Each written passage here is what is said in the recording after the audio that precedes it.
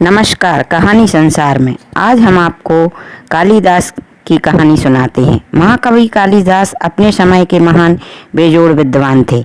उनके कंठ में साक्षात सरस्वती का निवास था। वह अत्यंत ज्ञानी और महापंडित थे। उन्हें शास्त्र में कोई पराजित नहीं कर सकता था। उनकी विद्वता की ख्याति दूर दूर तक थी।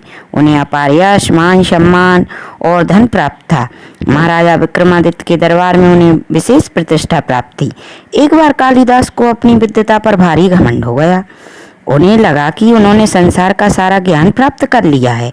अब कुछ भी जानना सीखना बाकी नहीं है। सारी धरती पर उनसे बड़ा कोई विद्वान नहीं है। उन्हीं दिनों उन्हें एक दूसरे राज्य से शास्त्रार्थ का निमंत्रण प्राप्त हुआ। उन्होंने महाराज से अनुमति ली और अपने घोड़े पर सवार होकर चल पड़े। गर्मी का दिन था। काफी तेज धूप थी। वह जंगल के रास्ते में आगे बढ़ते जा रहे थे। चलते चलते काफी देर हो गई। उन्हें बड़ी प्यास लगी। काफी थक भी गए थे। वह पानी की तलाश में चारों ओर देखते हुए चल रहे थे। तभी कुछ दूरी पर एक झोपड़ी दिखाई दी। वहां पर कुआं भी था। वह तुरंत वहां पहुंच गए। घोड़े से नीचे उतरे। इधर उधर देखा। झोपड़ी देखकर किसी के वहां पहुंच गए। वहां होने का विश्वास था। उसमें से कोई निकलेगा। फिर वह अपनी प्यास बुझा लेंगे। कुछ देर आराम भी कर लेंगे। वह यह सोच ही रहे थे कि झोपड़ी में से एक बहुत सुंदर लड़की निकली। वह अच्छे वस्त्र पहने थी। उसके हाथ में पानी का मटका था। वह कुएं पर आई। उससे पानी निकालने लगी। यह देख कालिदास उसके पास जाकर खड़े हो गए। उन्होंने याचना भरे स्वर में कहा, बालिका, मुझे बहुत प्यास लगी है, थोड़ा ठंडा पानी पिला दो। बालिका ने कुएं से पानी निकालकर अपने मटके से भरा। फिर उनकी ओर देखकर बोली, आप कौन हैं? पहले अपना परिचय दें, मैं तभी आपको पानी पिला सकूंगी। कालिदास को उनकी यह बात बहुत बुरी लगी, मगर उन्होंने प्रकट नहीं किया। वह बोली, पुत्री, तुम अभी छोटी हो, मुझे नहीं पहचान सकती। तुम्हारी झोपड़ी में कोई सयाना हो तो मुझे देखते ही पहचान लेगा। मेरा दूर दूर तक काफ़ी नाम है और मान सम्मान है। मैं बहुत विद्वान बलवान व्यक्ति हूँ। कालिदास के स्वरों में विद्वता का घमंड भरा था, किंतु उनकी बात पर बालिका पर कोई असर नहीं पड़ा। वह पुनः बोली, आप असत्य कह रहे हैं। दुनिया में दो ही बलवान हैं, उन्हें मैं जानती हूँ। यदि अपनी प्यास बुझाना चाहते हो तो आप अपना नाम बताएं। कालिदास अचरज में उसकी ओर देखने लगा। उन्होंने थोड़ी देर सोचा, मगर नाम ना बता सके। हार कर वह बोले, मुझे नहीं मालूम, तुम ही बता दो, मगर मुझे पानी पिला दो, मेरा गला सूख रहा है। बालिका ने कहा, वे दो बलवान अन्न और जल है। भूख और प्यास में इतनी ताकत है कि बड़े से बड़े ताकत भर भी झुका देते हैं। देखिए, तेज प्यास ने आपकी क्या हालत बना दी है।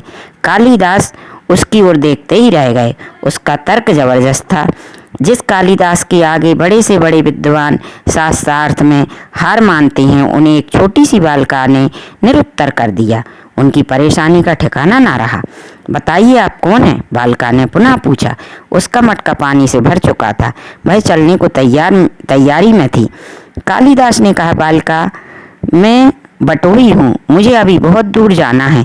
कुआं देखकर प्यास बुझाने यहाँ आ गया हूँ। यह बात पर बालिका मुस्कुराई और बोल उठी। उसने कहा, अभी तो आप झूठ बोल रहे थे। सारी दुनिया में केवल दो ही बटोही हैं, तीसरा कोई नहीं।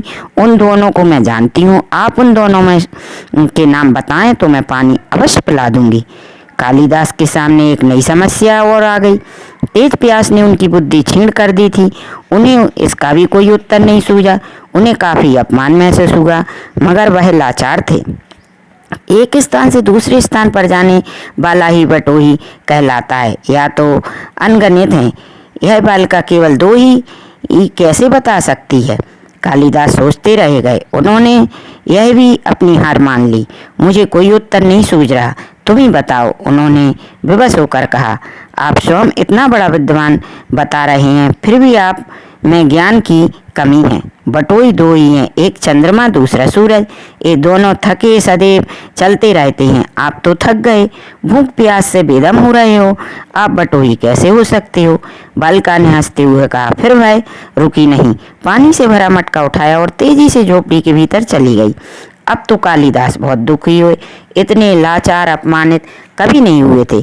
प्यास बढ़ रही थी, शरीर की ताकत घट रही थी, माथा चकराने लगा। उन्होंने झोपड़ी के दरवाजे की ओर आशा से देखा, शायद फिर कोई बाहर निकले, कुएं को ओर आए।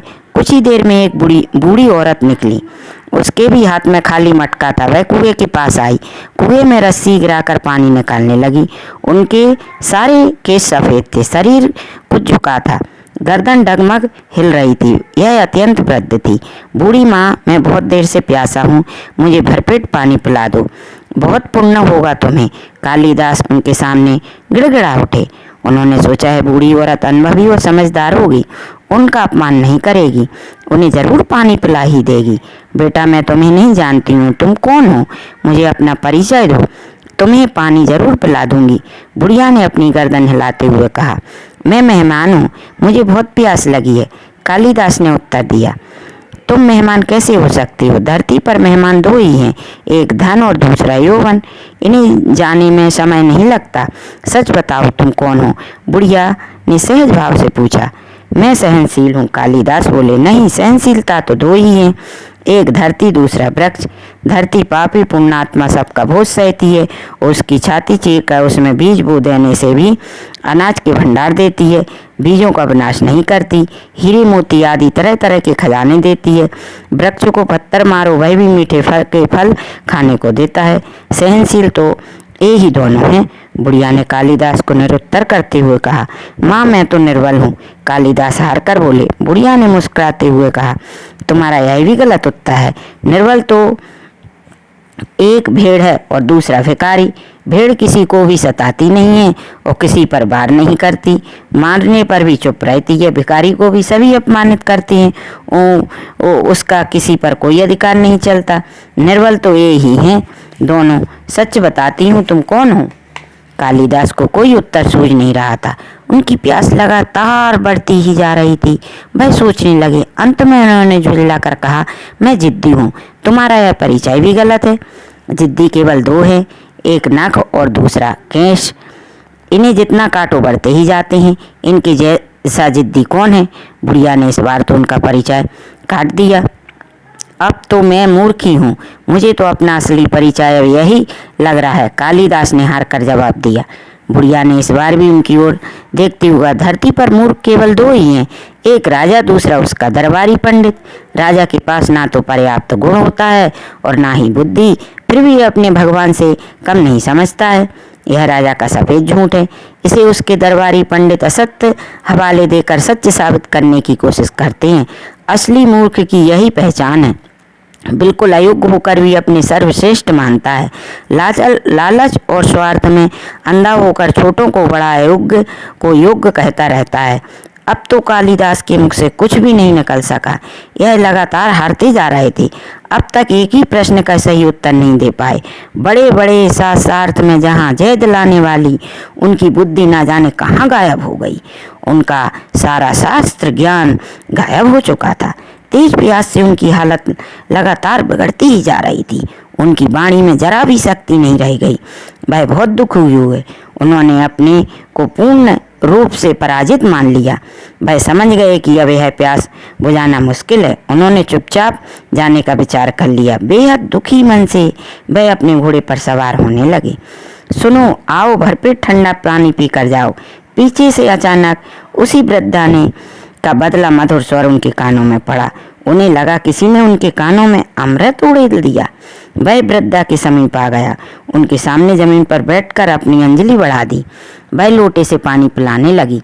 उन्होंने अपनी आंखें ऊपर उठाई तो चौंक गए। उनके सामने वृद्धा औरत नहीं, स्वयं सरस्वती देवी बड़ी खड़ी मुस्कुरा रही थी। अपनी आराध्य देवी को सामने पाकर उन्हें श्रद्धा भक्ति से उनके चरण स्पर्श किए। पुत्र, विद्या से ज्ञान बढ़ता है, अहंकार नहीं होता। अहंकार से व्यक्ति का विनाश होता है। तू ज्ञानी, विज्ञान और महापंडित अवश्य है, किंतु तुझे इसका अहंकार हो गया था। तुम्हें भ्रम था कि तूने संसार का सारा ज्ञान प्राप्त कर लिया है। अब और कुछ प्राप्त करने की जरूरत नहीं है। मैंने तेरी परीक्षा लेकर तेरे घमंड को तोड़ा है। अब कभी भी अपनी विद्वता का घमंड मत करना। सरस्वती देवी ने इतना कहा और अदृश्य हो गई। कालिदास को अपनी अज्ञानता पर भारी पश्चाताप होने लगा। उन्होंने कभी भी घमंड न करने का निर्णय कर लिया। फिर अपने घोड़े पर सवार होकर आगे बढ़ गए। धन्यवाद।